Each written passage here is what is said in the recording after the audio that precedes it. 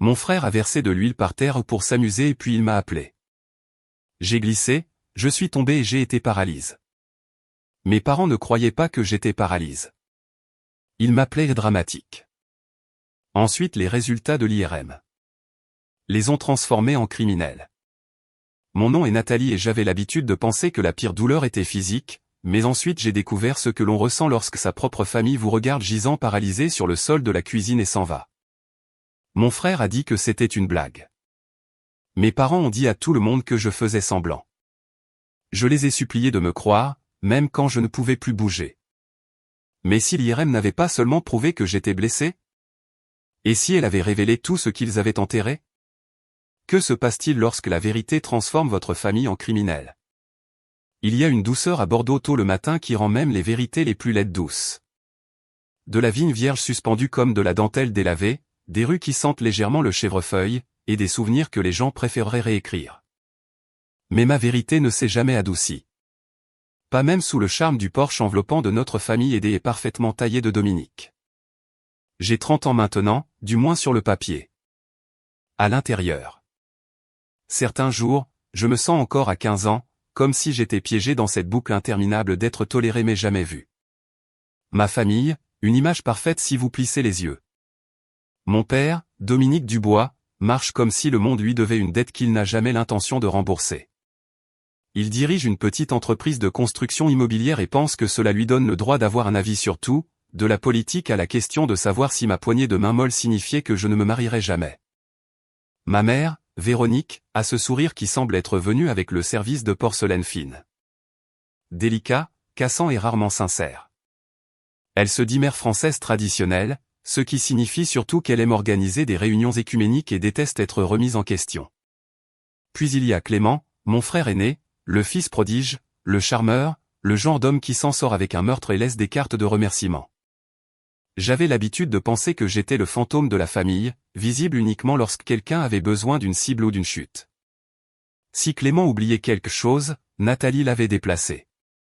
Si l'ambiance au dîner devenait morose, Nathalie était à nouveau sensible.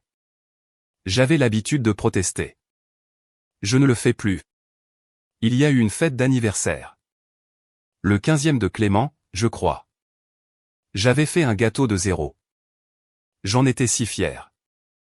J'avais passé des heures à essayer de rendre le glaçage lisse. J'avais acheté du colorant alimentaire avec mon propre argent pour écrire son nom dessus. Mais quand les invités sont arrivés, Véronique a jeté un coup d'œil et a dit, disons simplement que Clément l'a fait. Il a un tel sens du détail, vous ne trouvez pas? Et tout le monde a hoché la tête. J'ai souri comme si j'avais été entraîné à applaudir. Même à l'intérieur, quelque chose de petit s'est recroquevillé et ne s'est pas réveillé avant longtemps. À partir de ce moment-là, j'ai arrêté de parler. C'est comme ça que ça marche. Vous dites la vérité trop de fois et personne n'écoute. Vous apprenez à vous éditer pour ce que les gens veulent entendre. Elle est juste dramatique. Elle exagère. Elle cherche toujours de l'attention. J'ai commencé à le croire. Peut-être que j'étais cassé. Peut-être que j'en faisais trop. Maintenant, des années plus tard, je suis revenu chez moi temporairement, je m'étais dit, pour économiser de l'argent tout en postulant pour terminer mon diplôme de kinésithérapie. Le loyer en ville était brutal. La chambre que j'utilisais autrefois pour échapper aux devoirs et à la déception silencieuse de ma mère était redevenue mon camp de base. J'ai déballé des boîtes à côté de trophées d'enfance que je n'avais jamais gagnés. L'anniversaire de Clément est tombé un samedi humide à la mi-août. Il venait d'avoir 29 ans et était de retour pour le week-end, arrivant dans sa voiture de luxe neuve et brillante et annonçant son arrivée comme s'il était toujours le prince de l'endroit. Son sourire était serré, calculé, le genre qui s'élargit seulement lorsqu'il avait un public. Cet après-midi-là, je portais mon uniforme de librairie, un polo marine, un pantalon kaki, car j'avais travaillé le matin et je n'avais pas pris la peine de me changer. Clément l'a remarqué, bien sûr. « Tu travailles toujours là ?» demanda-t-il, levant un sourcil en sirotant son café glacé. « Oui, dis-je. À temps partiel en attendant de postuler. » Il a regardé ma tenue. « Tu sais, cette chemise ne crie pas vraiment en femme d'affaires. » Véronique a gloussé. « Clément, ne taquine pas ta sœur. » Mais elle n'était pas en désaccord. L'installation de la fête était simple. Des chaises pliantes sur le patio arrière, des guirlandes lumineuses accrochées aux branches du chêne. Quelques amis de collège de Clément étaient venus. Le genre qui riait trop fort et me désignait comme petite sœur, même si nous n'avions jamais parlé. Je suis resté près de la cuisine, préparant des chips et des trempettes, évitant le regard de Clément qui ne cessait de me regarder avec cet air, celui qui signifiait qu'il s'ennuyait et avait besoin de divertissement. Je l'avais vu tant de fois en grandissant. Puis il a crié, « Hey, Nathalie, viens ici une seconde. » J'ai essuyé mes mains sur un torchon et je me suis approché, sans trop y penser. Le sol carrelé près de l'évier était toujours glissant quand l'humidité montait, mais je n'ai rien vu de mal au début. Clément a souri plus largement. « Aide-moi à déplacer cette glacière. » Au moment où je me suis rapproché, mon pied a glissé rapidement et vivement, comme si je marchais sur de la glace. Mon autre jambe a suivi. Le monde a basculé. J'ai essayé de me stabiliser, les bras agités, mais la gravité a gagné. Et dans cette fraction de seconde, un battement de cœur. J'ai entendu le éclat de rire, puis la douleur, un bruit sourd. Mon bas du dos s'est cogné contre le bord du meuble de cuisine. Mes jambes se sont tordues sous moi. Le silence est tombé sur la pièce comme un rideau, comme il le faisait toujours lorsque quelque chose de réel interrompait leur spectacle. Mes oreilles bourdonnaient. Quelqu'un a murmuré, « Merde, elle est vraiment tombée. » Puis Clément a ri. Est-ce que quelqu'un a filmé ça? Je ne pouvais pas respirer correctement. Mes jambes ne bougeaient pas. J'ai essayé de bouger. Rien. Mes doigts se sont agrippés au bord du meuble. Ma gorge s'est serrée. Quelque chose n'allait pas. Vraiment, vraiment pas bien. Clément s'est accroupi à côté de moi. Encore une reine du drame. Allez, lève-toi avant que maman ne voie et ne panique. J'ai essayé de parler. Mes lèvres bougeaient à peine. Je ne sens pas mes jambes. Il s'est moqué. Pas encore cette fois. Mais ce n'était pas une répétition. C'était nouveau. Final. Le genre de prise de conscience qui n'explose pas. Elle s'installe. Lourde et froide. J'ai cligné lentement des yeux, fixé les ventilateurs de plafond qui tournaient au-dessus de nous. Mais ce fut le moment où l'ancienne étiquette est morte, et une nouvelle vie, bien plus douloureuse, a commencé. Ma bouche s'est ouverte, mais aucun son n'est sorti. Quelque chose n'allait pas. Pas une cheville foulée, pas une chute et une ecchymose au coccyx. C'était plus profond, plus lourd, comme si la moitié inférieure de mon corps avait été effacée de la mémoire, et que mon cerveau ne parvenait pas à reconnecter les points. J'ai cligné lentement des yeux. Il y avait des lumières au-dessus de moi. Les guirlandes lumineuses de la fête accrochées au patio, mais elles se brouillaient comme si quelqu'un avait étalé de la vaseline sur le ciel. J'ai essayé à nouveau doucement de bouger mon pied droit. Rien. Je ne joue pas, ai-je murmuré, mais cela s'est perdu dans le bruit. Quelque part au-dessus de moi, Clément a ri fort et aigu comme un comédien faisant un set dans un bar qui ne savait pas que c'était une scène de crime. Vous voyez ça, mec? C'était dingue. Quelqu'un l'a filmé, a-t-il crié à la foule. Et quelqu'un a répondu, je l'ai. Avec un gloussement qui piquait plus que la chute. J'ai regardé le visage de Clément, flottant au-dessus de moi, sourcils levés, le sourire toujours plaqué comme s'il était fier de lui. Il ne me voyait pas. Pas vraiment. Il voyait la version de moi sur laquelle ils s'étaient tous mis d'accord il y a longtemps. L'excès, l'exagératrice, la blague de famille. Je ne peux pas bouger, ai-je murmuré à nouveau, plus fort cette fois. Toujours personne n'a bougé. Il s'est penché, a poussé mon pied avec sa basket comme si j'étais un tapis qu'il fallait redresser. Allez, Nathalie. Ne sois pas dramatique, dit-il, la voix assez douce pour que seul moi l'entende. Je l'ai regardé. Je ne le suis pas, dis-je, à peine capable de faire sortir les mots au-delà de la panique dans ma gorge. Et puis, à travers le brouhaha des voix et le tintement des verres, j'ai entendu le ton de mon père monter. Qu'est-ce qui se passe ici, a aboyé Dominique en venant vers moi, sa chemise boutonnée toujours impeccablement rentrée, les yeux balayant la foule puis le sol où j'étais allongé. Elle a glissé, dit Clément avec un haussement d'épaule, sans même me regarder. Je lui ai dit de faire attention avec ses foutues chaussures sur ses carreaux, ajouta Véronique, apparaissant juste derrière lui avec son verre de chardonnay omniprésent. Elle va bien. Elle fait ça, marmonna Dominique, agitant la main avec dédain. Lève-toi, Nathalie. Tu nous embarrasses devant les gens. J'ai essayé de hausser la voix, mais elle s'est brisée. Papa, je ne peux pas bouger mes jambes. Il s'est arrêté, sa mâchoire se crispant. Ne commence pas ça. Pas aujourd'hui. Véronique s'est penchée en avant, son expression tendue. Nathalie, s'il te plaît, ne fais pas ça à ton frère. C'est son anniversaire. Je ne fais rien, ma voix a finalement percé l'espace entre nous. Je ne sens pas mes jambes. Quelque chose ne va pas. Pendant un moment, il y a eu du calme. Puis Dominique a poussé un lourd soupir et s'est détourné. Véronique a secoué lentement la tête, sa déception plus forte qu'un cri.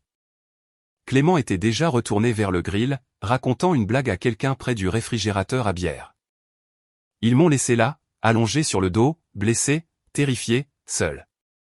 J'ai senti la chaleur monter à mes joues, non pas seulement à cause de la blessure, mais de l'humiliation, de la prise de conscience que je pouvais être paralysé, et qu'il serait toujours plus préoccupé par les apparences que par mon corps. Je pourrais mourir, et il se demanderait pourquoi je ne pouvais pas simplement me tenir tranquille jusqu'au dessert. J'ai vu quelqu'un de l'autre côté du patio, un des amis de Clément, je crois.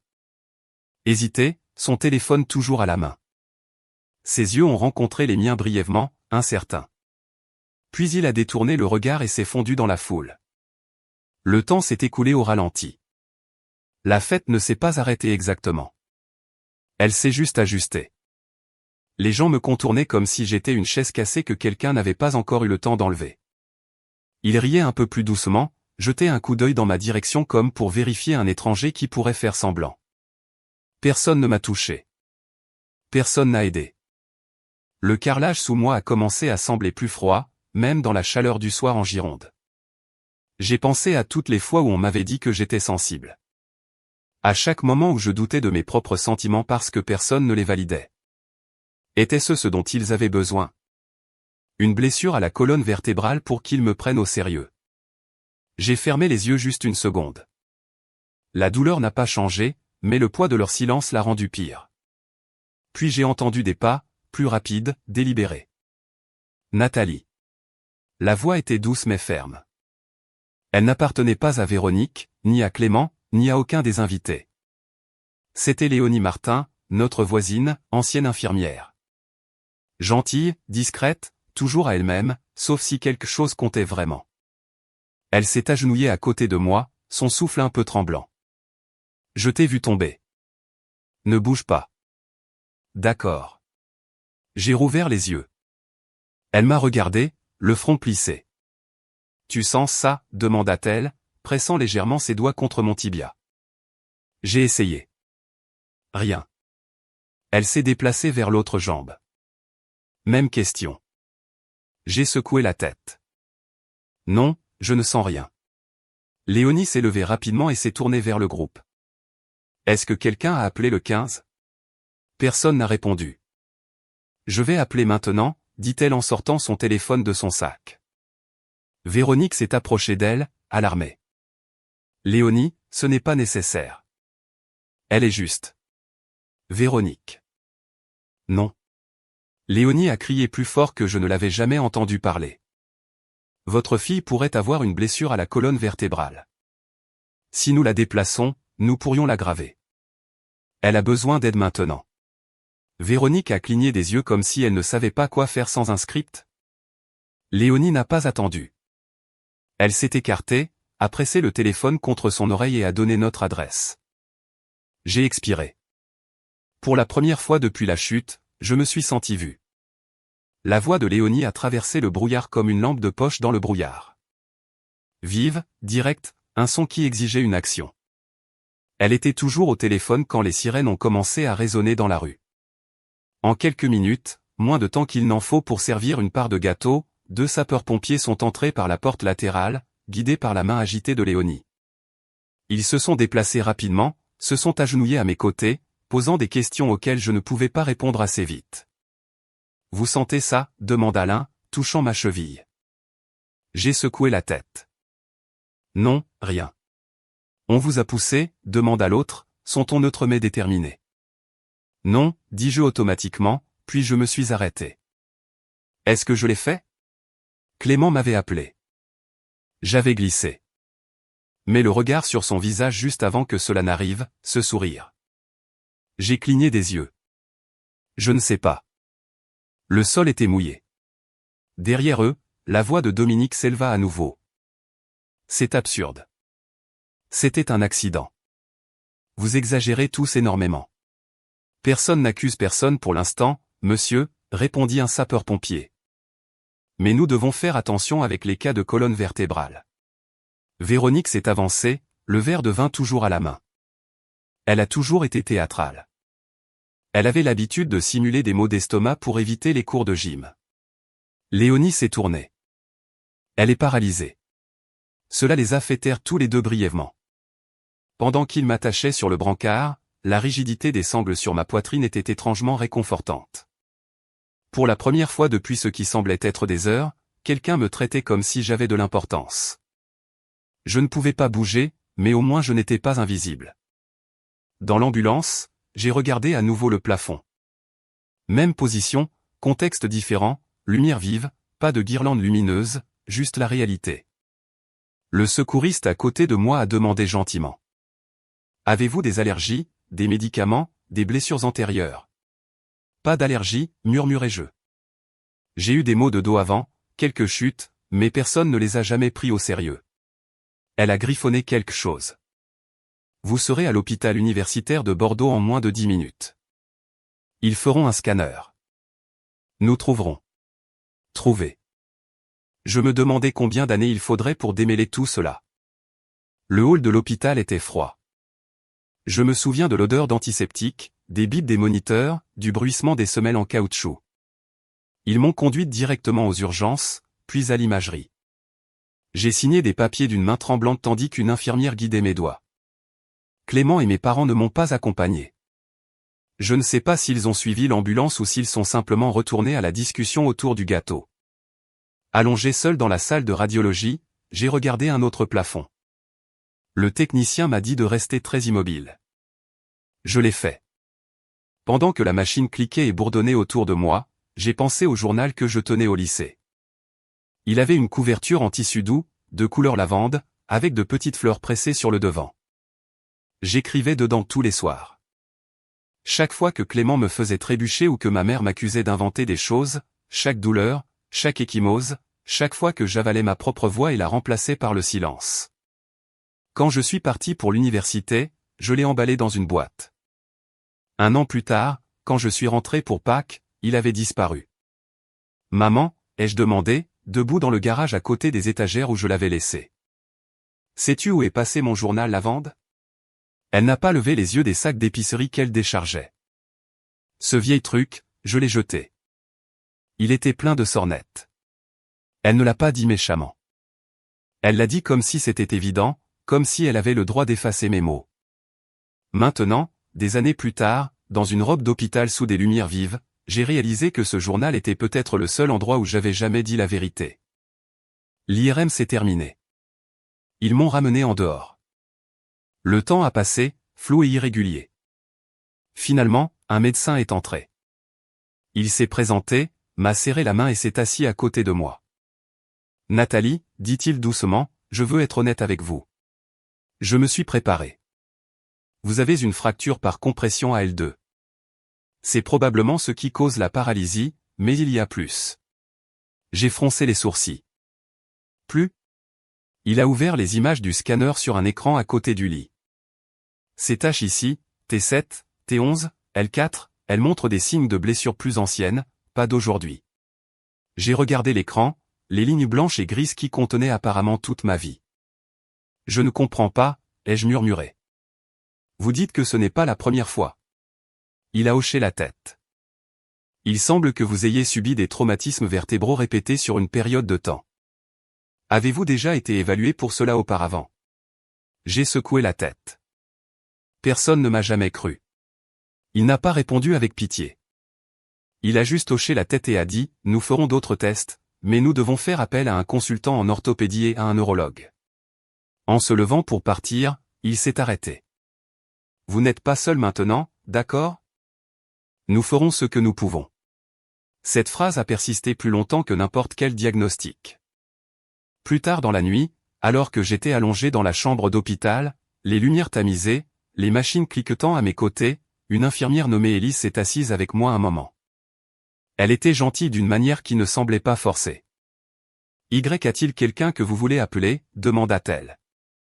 J'ai hésité puis. Ma famille ne pense pas que ce soit réel. Elle a haussé les sourcils. Et vous? Je pense que c'est réel depuis longtemps. Je ne savais juste pas comment le nommer. Elle a hoché la tête. Parfois, il faut un moment comme celui-ci pour que le brouillard se dissipe.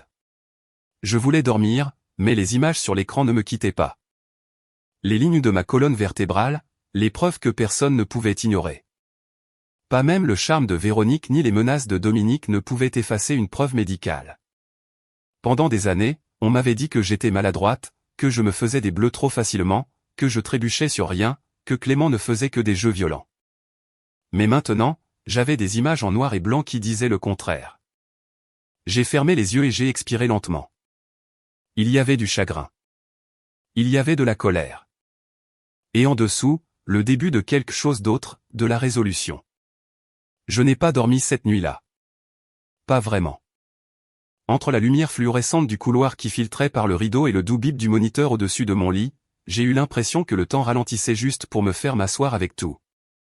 Chaque clic de la pompe 4, chaque ombre qui bougeait sur le plafond.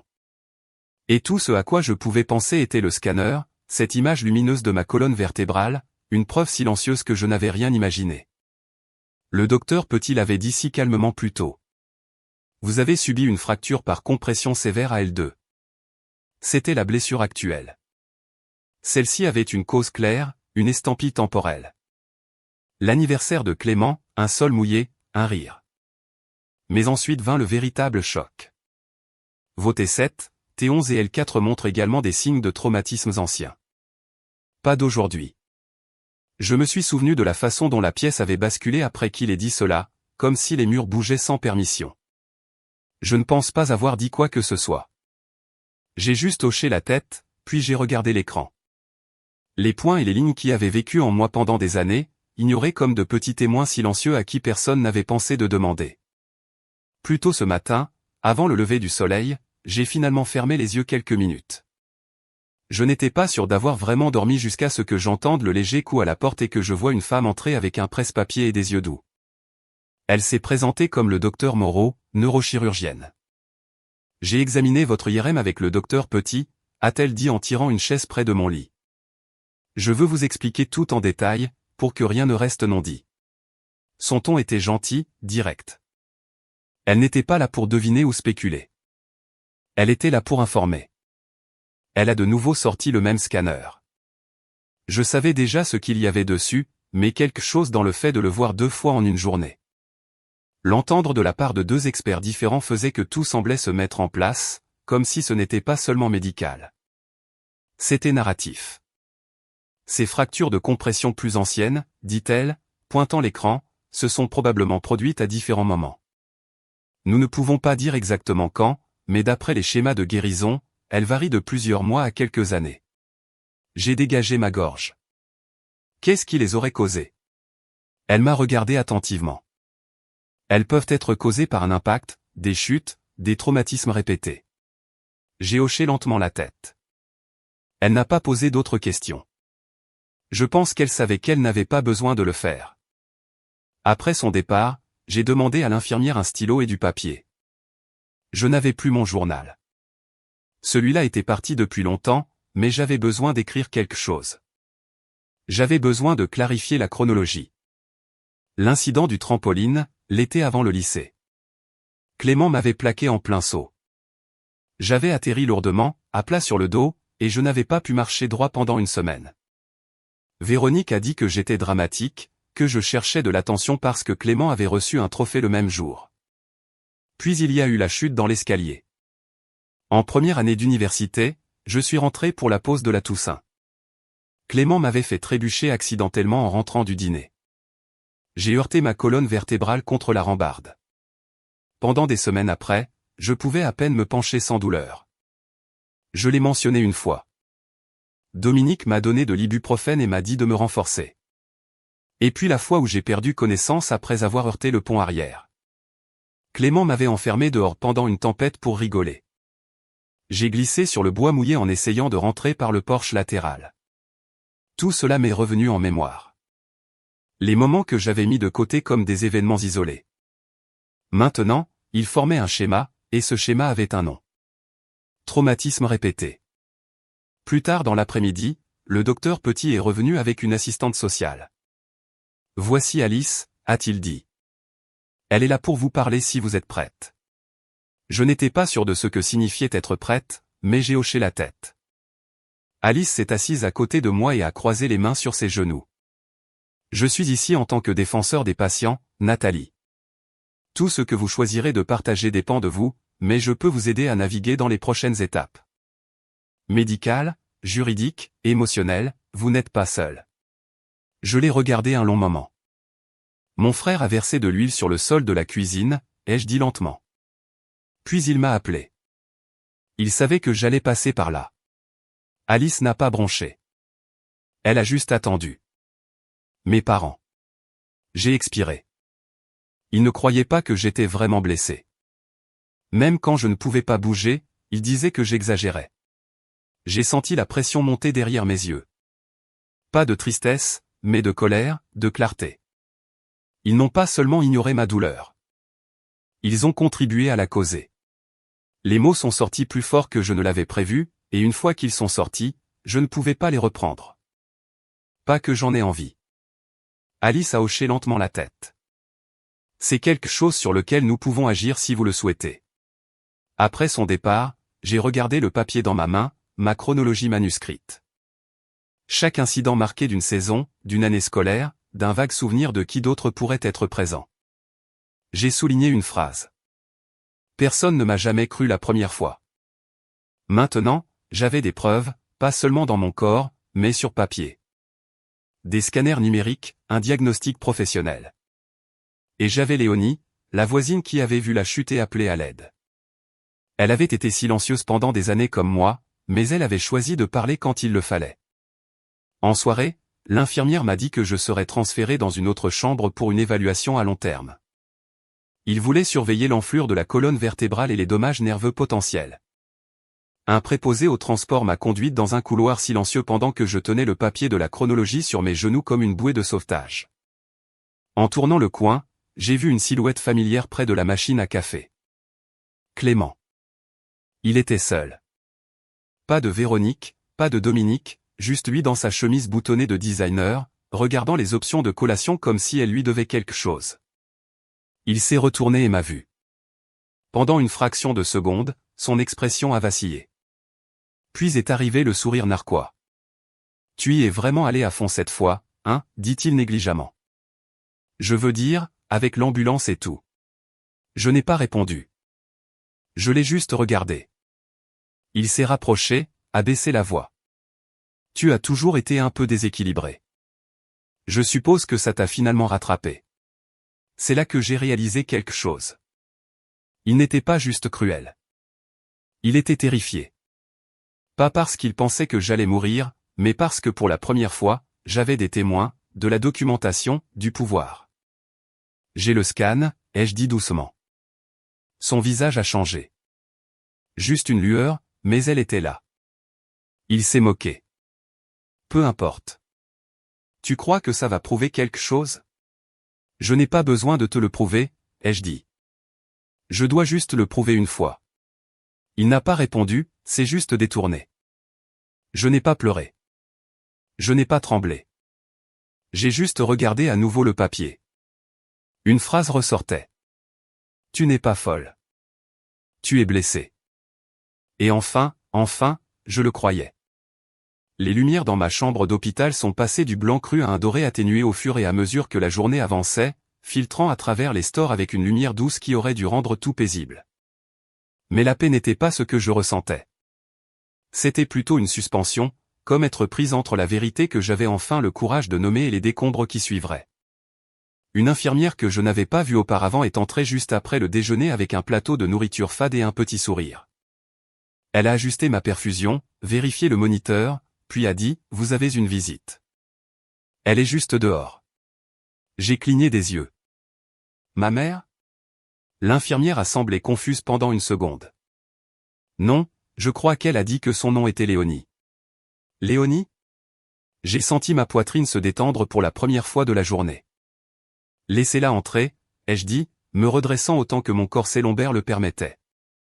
La porte s'est ouverte lentement et elle était là, Léonie Martin, notre voisine qui avait observé les barbecues dans le jardin de ma famille depuis son porche et lui avait dit bonjour poliment lors des installations lumineuses de vacances. Elle avait toujours été agréable, distante, mais aujourd'hui, elle portait un thermos, un petit livre et un regard qui n'avait rien de décontracté. J'ai apporté du thé, a-t-elle dit doucement, plaçant le thermos sur ma table de chevet. Camomille. Je pensais que vous pourriez utiliser quelque chose qui ne sent pas le désinfectant. Merci, ai-je dit doucement. Elle ne s'est pas assise tout de suite. Au lieu de cela, elle a refermé à moitié le rideau autour du lit, plus pour l'intimité psychologique que par nécessité. Puis elle a tiré la chaise près et s'est assise, le dos droit, mais ses mains tripotaient la couverture du livre. J'ai vécu à côté de votre famille pendant 10 ans, a-t-elle commencé, la voix basse comme quelqu'un qui répète des excuses. Et pendant tout ce temps, j'ai remarqué des choses. Rien que je ne pouvais prouver. Juste des schémas, des bruits, vous qui criez, puis plus rien. Vous boitez mais vous souriez en le balayant. Je n'ai rien dit. Je ne pouvais pas. Je t'ai vu tomber, a-t-elle continué. Et j'ai su que ce n'était pas la première fois que quelque chose tournait terriblement mal. Elle m'a finalement regardé dans les yeux. Je suis désolé de ne pas avoir parlé plus tôt. Je ne savais pas comment. Je pensais peut-être que j'imaginais ou que ce n'était pas ma place. Mais ça l'est. Ça aurait dû l'être. J'ai dégluti difficilement. Tu me crois? Oui, dit-elle. Et je ne resterai plus silencieuse. J'ai fermé les yeux une seconde, laissant le poids de ces mots s'installer en moi comme quelque chose de solide, quelque chose d'ancrant. Quand je les ai rouverts, j'ai dit, il avait l'habitude de me verrouiller dehors, Clément, pour rigoler, généralement quand mes parents n'étaient pas là. Il riait pendant que je pleurais et frappais à la porte.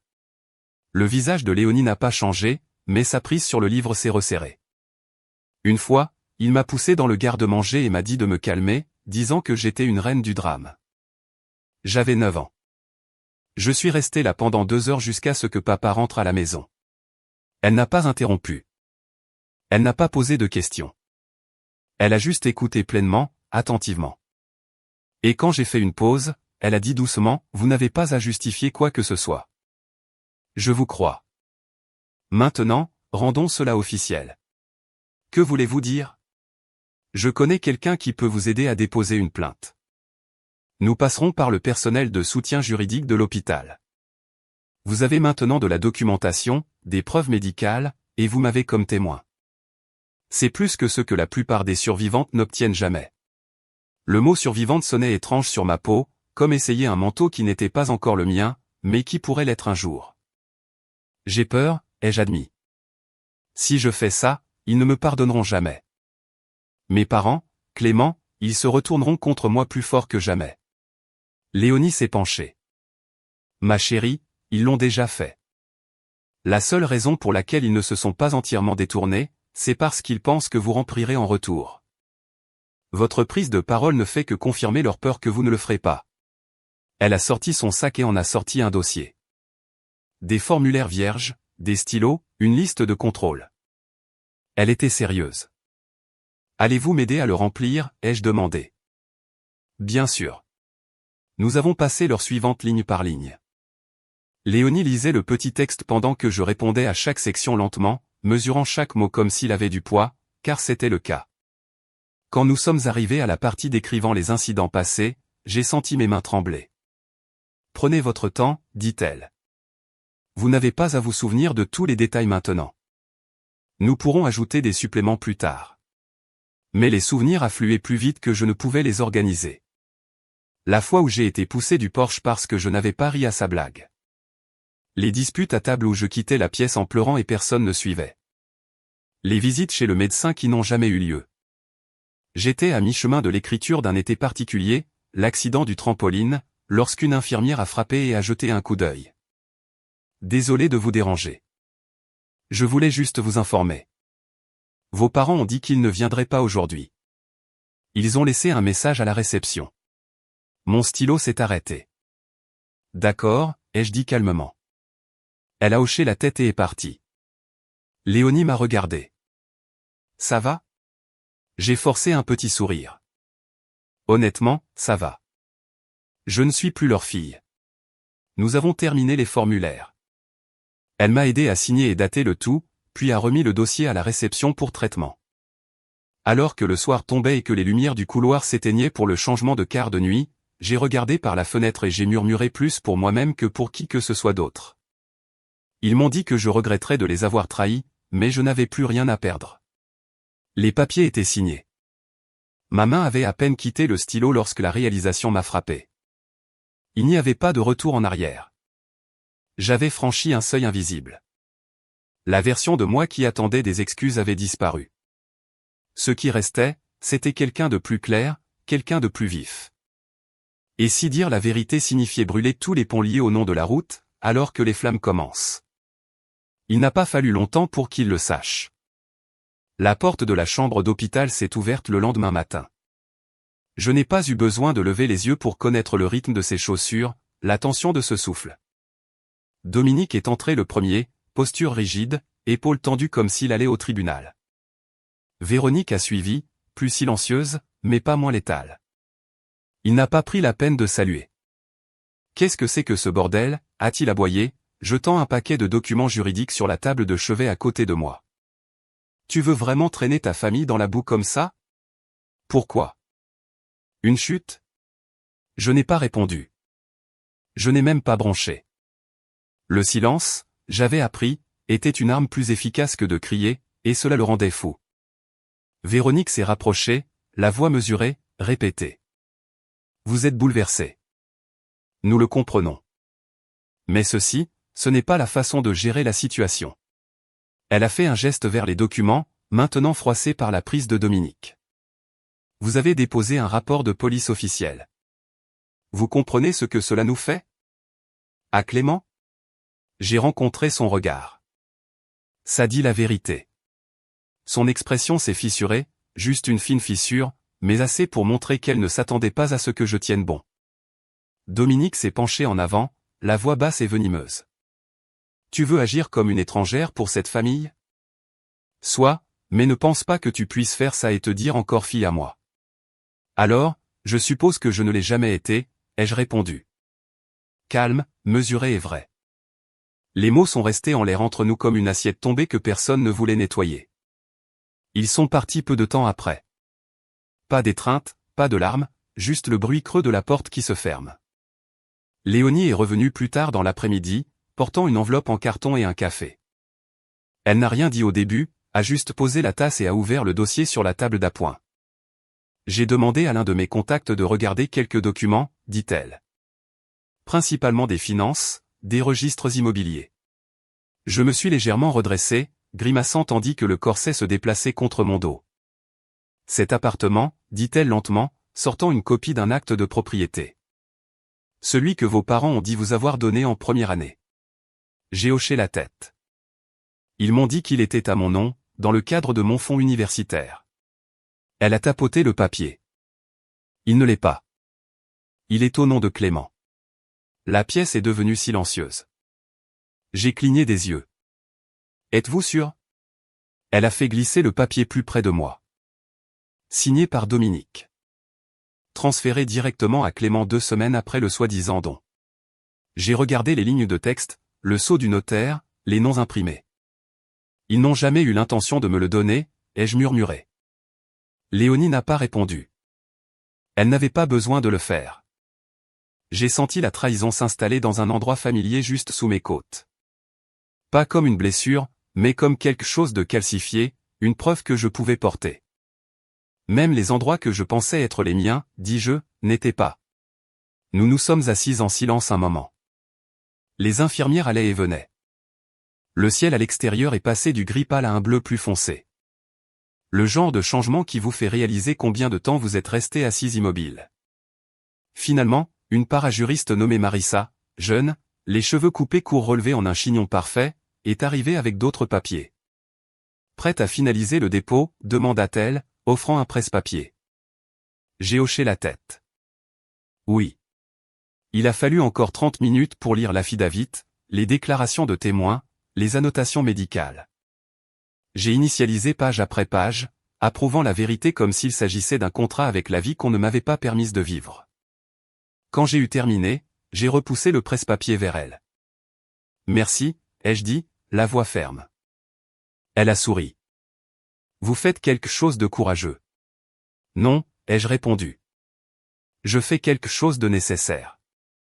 Après son départ, j'ai regardé Léonie. Tu penses toujours que je suis forte? Elle a incliné la tête. Je pense que vous êtes fatigué, et les gens fatigués font des choses remarquables quand personne d'autre n'intervient. Cette nuit-là, j'ai veillé, pensant au mot plaignant. Ce n'était pas un mot que j'avais jamais imaginé attaché à moi. Cela sonnait formel, distant, mais cela convenait. Je n'étais plus seulement une fille. J'étais quelqu'un qui portait plainte contre les gens qui m'avaient élevé. Plus tard, vers 9 heures, une infirmière a frappé doucement et est entrée avec un plateau de médicaments du soir. Son nom disait Janice. On dirait que vos parents ne sont plus sur la liste des visiteurs autorisés, dit-elle négligemment en vérifiant la perfusion. C'est exact, dis-je. Elle a hoché la tête comme si elle comprenait plus qu'elle ne le laissait paraître. Eh bien, ajouta-t-elle en me tendant un verre d'eau. Certaines personnes pensent que le sang fait la famille. En vérité, parfois, il vous fait simplement saigner plus longtemps. J'ai souri pour la première fois de la journée. Alors qu'elle partait, j'ai regardé par la fenêtre. Les lumières de la ville scintillaient au loin comme de minuscules avertissements ou peut-être des promesses. Je ne suis pas là pour me venger, ai-je murmuré à personne. Je suis là pour la vérité. Et si ça brûle tout, qu'il en soit ainsi. Le lendemain matin, je me suis réveillé au son d'une infirmière ajustant ma perfusion et au doux bip du moniteur à côté de mon lit.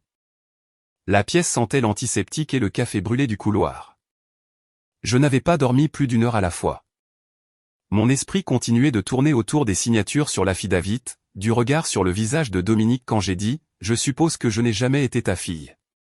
Et de l'écho de mes propres mots. Si ça brûle tout, qu'il en soit ainsi. Ça avait déjà commencé à brûler. Vers le milieu de la matinée, j'ai appris par le responsable juridique de l'hôpital que Clément avait été formellement contacté par les enquêteurs. Il lui avait demandé un entretien en personne. Selon le dossier, il s'est présenté calmement, bien soigné, et a même souri à la réceptionniste comme s'il s'enregistrait dans un hôtel. Lorsqu'ils l'ont interrogé, il s'est penché en arrière sur la chaise et leur a donné exactement ce que vous attendriez de quelqu'un qui pensait que le charme était une monnaie. C'était une blague, leur a-t-il dit. Je ne voulais pas qu'elle tombe. On joue comme ça tout le temps. Vous pouvez demander à n'importe qui. Son ton était suave, comme du sirop sur du verre brisé. C'était une fête. Elle a glissé. Ils ont posé des questions sur le sol. Il y avait de l'huile? Oui, a-t-il admis. J'en ai renversé plus tôt. Je l'ai nettoyé. Peut-être pas tout. Mais allez, ce n'est pas un crime. Cela sonnait raisonnable. Répétez. Il l'avait répété devant le miroir, peut-être même dit à voix haute à Véronique la veille au soir, mais cela s'est effondré dans l'heure. Léonie, fidèle à sa parole, avait soumis des images de sa caméra de porte. Positionnée en diagonale dans la cour. Elle avait une ligne de visée parfaite sur la cuisine à travers les portes françaises. Les agents ont récupéré le dossier, ont avancé rapidement, ont mis en pause, ont remonté, et là il était, Clément, entrant dans le cadre avec une bouteille d'huile de cuisine à moitié vide à la main. Il a regardé autour de lui, jeté un coup d'œil à la porte, puis a renversé la bouteille sur un endroit précis du carrelage, un petit cercle. Puis il a appelé, « Nathalie, tu peux me donner un coup de main ici ?» Ils ont zoomé sur son visage, souriant. Ils avaient tout. Le timing, l'invitation, l'intention. Ce n'était pas une farce. C'était un piège. Lorsque les agents lui ont montré les images, les fissures ont commencé à apparaître. La mâchoire serrée, les yeux écarquillés. Tout cela est exagéré, a-t-il dit, la voix plus aiguë qu'auparavant. vous ne pouvez pas vraiment penser que je voulais la blesser. Mais quelque chose s'est brisé en lui. On pouvait le voir. Cette prise de conscience que le charme ne pouvait pas effacer les preuves numériques. Plus tard dans la soirée, lorsque l'hôpital s'est installé dans son rythme habituel, changement d'équipe, plateau de cafétéria, le doux ronronnement des téléviseurs dans les chambres des patients, j'ai reçu un appel. C'était de Léonie. Il est venu sur ma propriété, dit-elle, la voix basse et calme. A essayé d'ouvrir le garage latéral. Mon pouls a bondi. Quoi? Juste maintenant vers 19h, je regardais la télévision et j'ai vu l'alerte de mouvement. Il trifouillait le panneau de disjoncteur près de l'arrière. Il a volé quelque chose? Non, j'ai un système secondaire, un cachet. Elle a marqué une pause. Il a tout capturé. Dans l'heure, Clément a été de nouveau arrêté, cette fois pour falsification de preuves et intrusion. J'ai été informé le lendemain morning par le responsable de l'hôpital. L'infirmière qui a apporté mon petit déjeuner. Toast sec, jus d'orange. L'a mentionné comme si c'était la météo. On dirait qu'ils ont arrêté votre frère à nouveau, dit-elle, ajustant soigneusement ma couverture. Je suppose qu'ils ne pensaient pas que les caméras de sécurité existaient. Je n'ai pas pleuré. Je n'ai pas souri. Je n'ai pas réagi. Il a finalement franchi une ligne que même son charme ne pouvait pas réparer. J'ai dit que la nouvelle s'était répandue avant midi. Les chaînes locales l'ont diffusée en premier, puis les régionales l'ont reprise. Scandale familial. La fille paralysée déclenche des arrestations avec des preuves. Mon nom n'était pas sur la bannière, mais il n'avait pas à l'être. Quiconque de Bordeaux qui a regardé le clip reconnaîtrait la maison des Dubois, le patio arrière, le patio où je suis tombé. Mon téléphone verrouillé dans le tiroir du haut de ma table de chevet a vibré pendant plus d'une heure. Textos, messages vocaux, emails, certains de personnes à qui je n'avais pas parlé depuis le lycée, certains d'inconnus qui avaient vu le clip en ligne. Elle était toujours la plus discrète. Je pensais qu'ils étaient une famille si unie. Je savais toujours que quelque chose n'allait pas avec lui. Mais le message qui m'a le plus frappé venait d'un anonyme. Pas de nom, pas de photo de profil, juste des mots. Tu m'as sauvé de l'impression que j'étais la seule. J'ai regardé ce message pendant longtemps. À la tombée de la nuit, des journalistes étaient garés devant l'hôpital. Les infirmières faisaient de leur mieux pour les tenir à l'écart, mais de temps en temps, je voyais quelqu'un en polo avec un microphone qui traînait près de l'entrée principale. Je me suis assise dans mon lit, les stores à moitié fermés, regardant ma propre histoire se dérouler sur un écran de télévision muet. Pour la première fois de ma vie, je n'étais pas invisible. J'étais indéniable. Il faisait encore noir quand je me suis réveillé ce matin-là. La ville ne s'était pas encore agitée, mais moi si. Mon corps ne sursautait plus de douleur pendant mon sommeil, mais je portais toujours le poids de l'anticipation de ce que signifiait s'asseoir en face de personnes qui avaient fait carrière en faisant semblant. Léonie est venue me chercher à l'unité de réadaptation de l'hôpital ponctuellement à 7 heures. L'audience au tribunal était fixée à 9 heures, mais j'avais besoin des 2 heures complètes entre la préparation au trafic et le calme de mes nerfs. Je me suis habillé en silence ce matin-là. Blazer noir, pantalon gris anthracite, rien d'ostentatoire, juste des lignes nettes et une résolution ferme. Léonie avait tout repassé elle-même la veille et avait laissé une note. Cela ne concerne pas la victoire, mais le fait d'être entendu. Le palais de justice était plus animé que je ne m'y attendais. Des appareils photos se tenaient derrière des cordes, silencieux pour l'instant, attendant comme des prédateurs le mouvement. À l'intérieur, ça sentait le vieux bois et la nouvelle tension. Mon fauteuil roulant a glissé sur le sol carrelé, les roues en caoutchouc murmurant comme une vieille chanson. Chaque craquement dans le bâtiment semblait fort. Et puis je les ai vus. Clément était assis à la table de la défense, sa posture plus droite que d'habitude. Il ne m'a pas regardé, pas même un coup d'œil. Il était trop bien habillé pour quelqu'un en procès. Costume marine, chemise impeccable, cravate qui coûtait probablement plus que le budget déjeuner de l'hôpital entier. Véronique était assise 2 rangs derrière lui, serrant la main de Dominique comme s'ils attendaient de voir si leur maison serait condamnée. Ils n'ont pas hoché la tête. Ils n'ont pas parlé. Mais j'ai vu les lèvres de Véronique bouger. Peut-être une prière. Peut-être juste de la panique. Le procès a commencé par l'épreuve. Le docteur Petit a expliqué au jury les diapositives de l'IRM. Chaque vertèbre, chaque fracture passée, une chronologie de négligence dessinée dans les dommages vertébraux. Il parlait comme un chirurgien, clair, sans excuse. Il n'y a aucune explication médicale pour ce nombre de blessures vertébrales non traitées, à moins qu'un traumatisme constant ne soit impliqué. Puis ce fut le tour de Léonie. Elle s'est assise droite sur le banc des témoins, les paumes ouvertes. Elle ne s'est pas habillée pour impressionner. Juste un chemisier bleu doux et l'honnêteté. « Je t'ai vu tomber, dit-elle. Je l'ai vu verser l'huile. Je n'ai rien dit pendant longtemps. Je pensais que je n'avais pas le droit. Mais le silence a un coût. Elle a marqué une pause avant de terminer. Je suis là maintenant pour payer une partie de cette dette.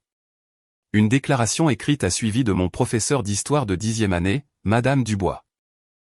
Elle avait vu des ecchymoses. Elle n'avait rien dit non plus.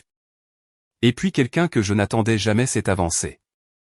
Marie, elle nettoyait notre maison 2 fois par semaine quand j'étais adolescente. Je ne l'avais pas vue depuis mes 16 ans.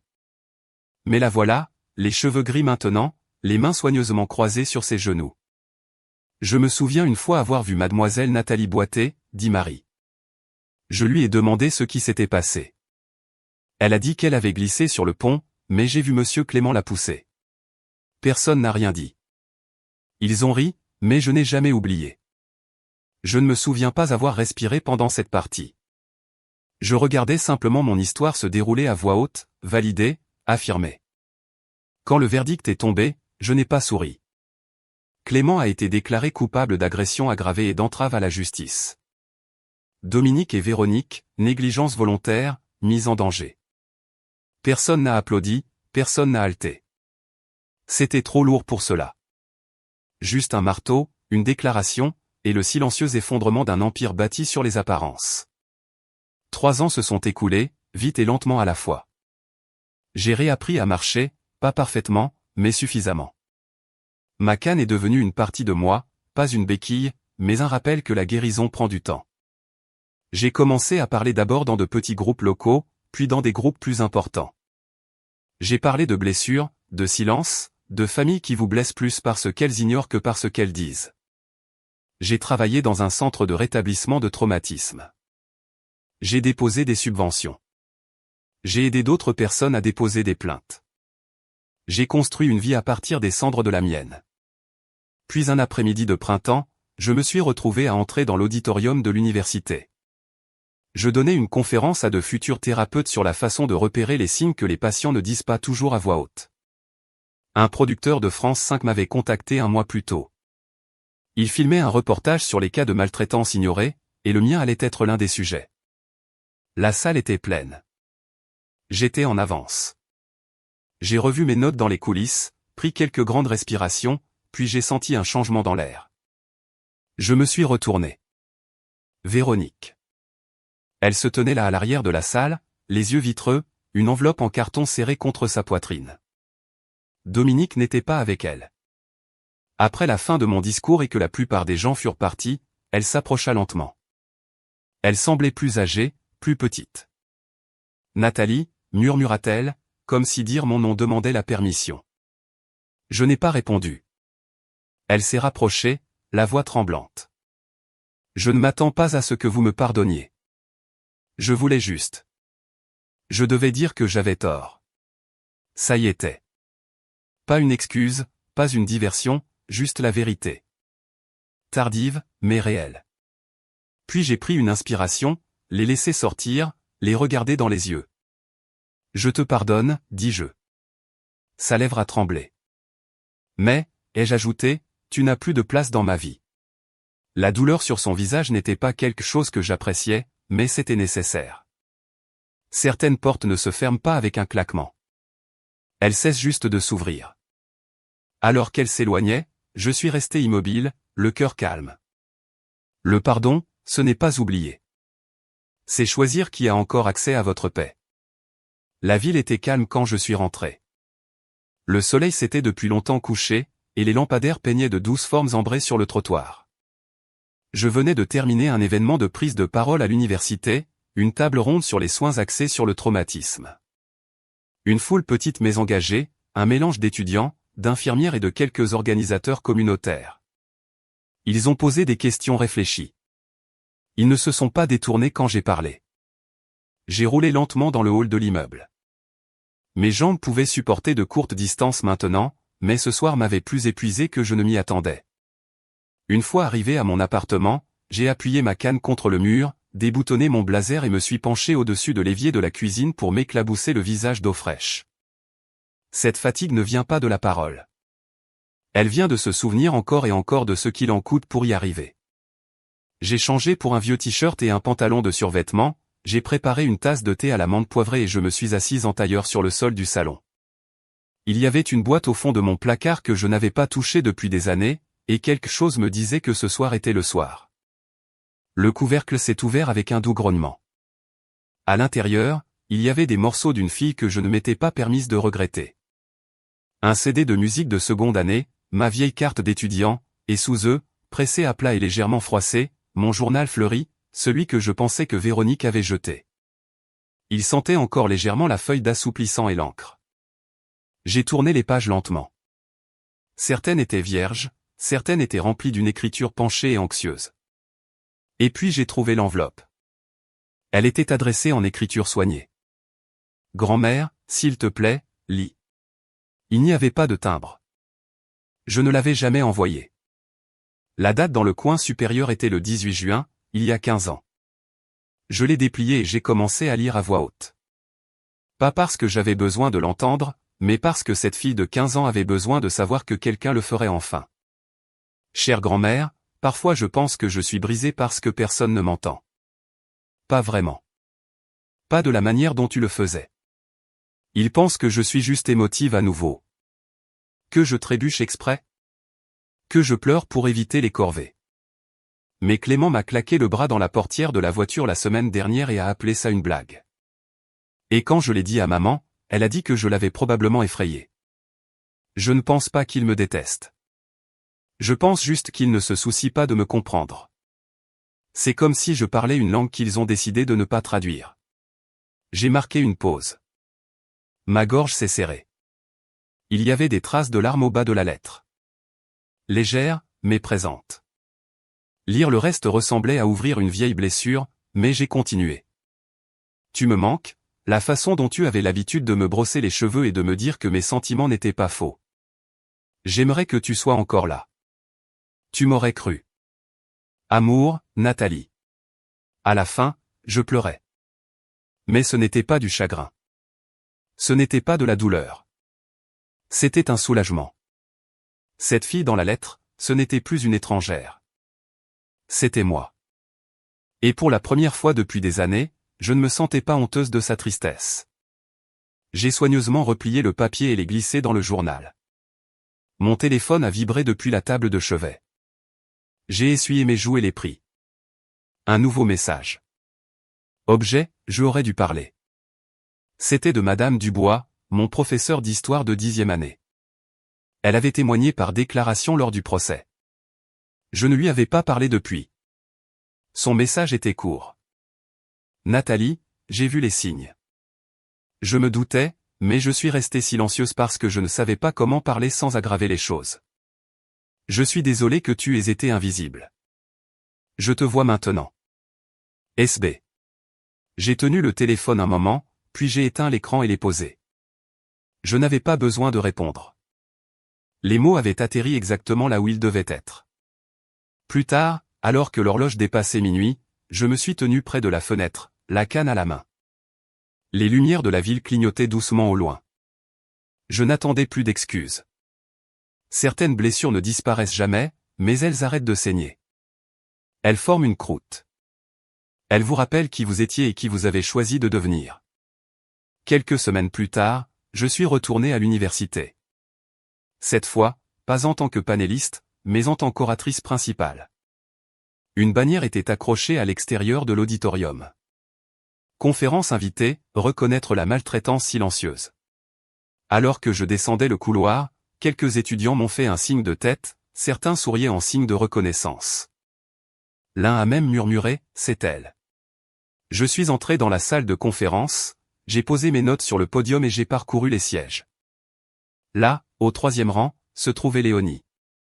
Ses cheveux tirés en arrière, portant un chemisier bleu modeste. Elle n'a pas fait signe. Elle n'en avait pas besoin. Son sourire était stable, chaleureux, fier. J'ai dégagé ma gorge et j'ai regardé la foule. J'avais l'habitude de supplier d'être entendu, ai-je commencé. Maintenant, j'utilise ma voix pour que personne d'autre n'ait à le faire. Certaines blessures ne disparaîtront peut-être jamais complètement, mais la vérité a une façon de percer le silence quand rien d'autre ne le peut. L'histoire de Nathalie nous rappelle que le fait d'être cru peut être le début de la guérison et que parfois la justice commence non pas par la colère, mais par le courage. Avez-vous déjà entendu dire que votre douleur n'était pas réelle? Que vous étiez trop sensible? Partagez vos pensées dans les commentaires. Nous voulons entendre votre voix. Et si des histoires comme celle-ci vous interpellent, n'oubliez pas de vous abonner pour d'autres histoires réelles et puissantes qui méritent d'être entendues.